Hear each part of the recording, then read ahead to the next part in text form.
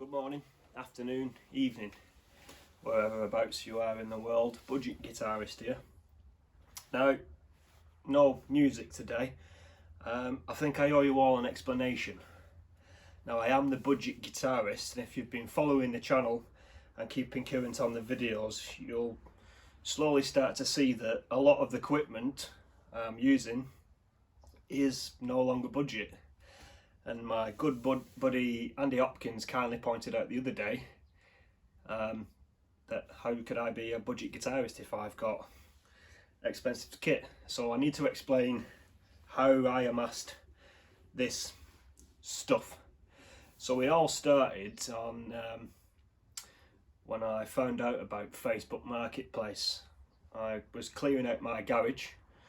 I was about to take all the trash, the junk, the rubbish down to the tip, and a friend of mine said, "Oh, you want to put that on the marketplace, someone will buy it." I didn't believe that for 1 second, but I thought, okay. I put it on the marketplace, and in about 2 weeks people had bought all the stuff, and I think I made about £80. And then it hit me. I can make cash here selling stuff that I no longer need, that's technically rubbish and all the rest of it, because people are buying it. And then where the guitar bit comes into it and the music, so it all started with a I bought second hand, obviously. It was a Fender Frontman 121R solid state amp.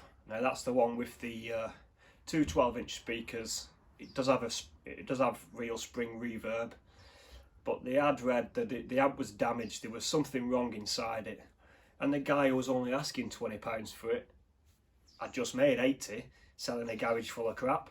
So I was like, I'm going to get that and see if I can fix it. So I got the amp. I knew nothing about amplifiers, how they worked, or the rest of it. I took it apart and just had a look, and luckily when I looked at the back of the circuit board, it was obvious what the fault was. It was just some solder on two contacts had come loose, and the wire was loose on the board. So I just heated it up with the soldering iron, put it all back together. The amp worked fine. I kept that for a few weeks and sold it on.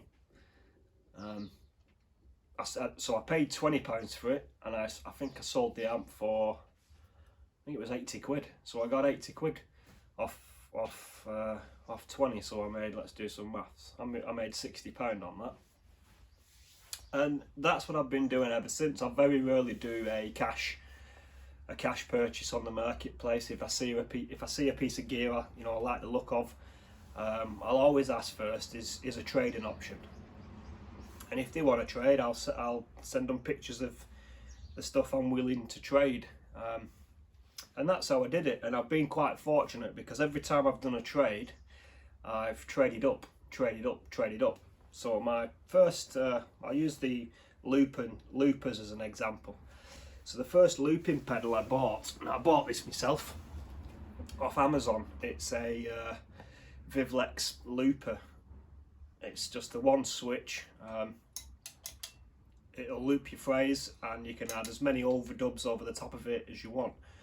And it's pretty standard, so you press it once and it'll start recording, press it again, it'll stop and start repeating, press it again for an overdub, another overdub, and then a double tap will stop, and then 2 taps, press and hold, will delete the entire thing. Had a lot of fun with this, but it sort of introduced me to timing and rhythm, and I was enjoying using it, but I wanted a looper that could do more. So I did try buying another one of these, but the sort of micro version, and putting it next to each other. Now what I found with the micro one and this, they were the same brand, exact same thing, just a lot smaller. It was very difficult to get the loops in sync, and it had everything to do with, as odd as it seems, the time it takes to press the plunger all the way down to activate the pedal. That was giving me the delay. Even hitting it really fast, I'm thinking I'm hitting it at the same time, but science, I wasn't. So it was difficult to do. So I needed another looper. So I saw this on the marketplace. I think second hand. I think, you know, even second hand, these are going for about 150 quid, and I'm not entirely convinced that Boss still make these. It's a great bit of kit, but in essence, all this is that pedal I've just told you, I've just shown you, but this one has got the ability to stop the phrase without double tapping. So you can start and stop in quick time. And you can record a number of phrases, but it's only a one phrase looper. So I was still, now the reason I grabbed it is I knew nothing about it. I just assumed it's got two pedals on it, so it must have two individual tracks. No, it didn't. I traded this for an acoustic guitar I'd had for quite a long time, and I just wasn't playing it. So again, I saw it on the thing. I said to the chap, you know, is trading an option? He's like, what have you got? I said, I've got a really nice looking Epiphone acoustic guitar. Sent him a few pictures, and yeah, we traded for this. Using this. And then with my profits on the amps, I then started to buy. I bought this one. This cost me £5, and now I kept this because I absolutely love it. This is the one I modified so I could run it through the cab. It's just mega. Absolutely love this little amp. That's that one. So that was a keeper. So that was £5 out of my guitar budget wallet. The orange crush came from a trade off an Ibanez SA series. I bought the Ibanez SA series on Marketplace. I didn't pay a lot of money for it, but it was a great guitar. It was definitely worth what the chap was asking for it, and I kept that for a while. Was going to keep it because I really liked it, but then this came. This was on the Marketplace, and I was like, ooh, I want it. And the same thing again. Do you want to trade? Okay, what have you got? Blah, blah, blah. Showed him the Ibanez. He wanted it. And I ended up with this Crush Pro. Now these are about brand new. Now this is still brand new. It's still got the tags on the back, and there's still got the plastic on the face. I want to say there's about 350 quid's worth there, and I traded it for an electric guitar I bought second hand for around, I think I paid like 60 quid for it. Super profit. So trading up all the time. I did have the other day, I can't remember if I put a video or so, I did a trade. I got a Blackstar ID60 TVP head and this PV cab. I traded that for a Fender amplifier, again, that I got through trading up. Yeah, so I came back with the Blackstar and the PV. Yesterday I traded the PV Blackstar and the Line 6 cab that you might have seen on another video. I decided to keep the PV because the PV sounds absolutely awesome with the Crush. I think it's a good, they complement each other really well in terms of sound. That's that. My latest absolute star trade, like I said, was for the Blackstar head and the Line 6 cab for this. The ultimate in looping stations.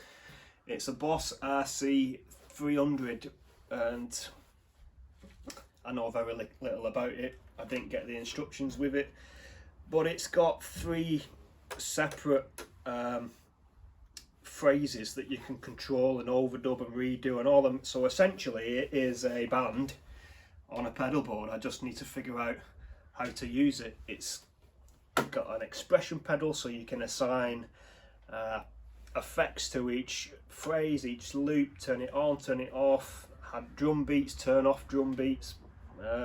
There's something in here somewhere where you activate the effects and it turns the guitar into a bass guitar, so it drops right down the octave, so you can have a bass guitar, a lead guitar, a rhythm guitar, the drums. You can plug in a microphone. It's awesome, and I think brand new, 400 quid's worth. and I traded it for a Black Star amp and a Line 6 cab that essentially cost me nothing. Yeah, so that is how I'm doing it. And I've been, like I said, I've been quite fortunate doing this trading up. I've managed to get myself the RC300, the RC20XL, an Ibanez tube screamer. Now it's not the vintage, 60s, 70s one, but it's the same circuit, if you like. Still made of metal, really awesome pedal. This one I 100% can't remember. I'm sure somebody gave it to me, but it's a big buff nonetheless, and it's a great pedal. Crybaby Dunlop. This was another marketplace find. What else we got? The Emmy, the Emmy 70, the multi pedal thing. In my opinion, all of Boss's best single pedals rammed into one board with expression and a loop feature. So I saw it, I thought I can have some fun with that. I'm gonna have it. Anyway, that's how I've done it. That's how I've ended up with this stuff. But I am the budget guitarist now. You can, as long as you have the time, patience, you can trade up gear. Trade gear, had a little bit of cash, but I think the key to it is making sure you're trading up. So do your research prior about the head, the pedal, whatever it is you've got your eye on. Do your research first, and absolutely have a look at how much they are going on the second-hand market. If it's coming in lower, then it's an absolute, you're prof, you're winning. If he's asking silly money, then just educate him. Say, listen, it's not really worth this. If somebody's selling a piece of gear for way over than what it's worth, then they're sort of selling the sentimental value. You want something back, emotionally, if you like. But if that's the case, then I think deep down he really doesn't want to sell it. That's my opinion on when people overprice stuff, especially second hand. Right, I'm going now. Bit of a waffle, I do apologise. Oh, before I go, I've got a rehearsal today for a lead guitarist gig in a band at 1 o'clock. When I get there, I'll ask the guys if they mind if I record some stuff, and I will stick it on the channel. Really looking forward to it. Yeah, properly excited. The only drama is yesterday my parrot bit me really deep. My pointy finger is all swollen. It's really sore, but I don't know, I'll try my best. Anyway, if you got any questions, comments, get in touch, ask away. I'll certainly let you know how I get on with the rehearsal and let you know if I got the gig or not. Thank you very much for watching.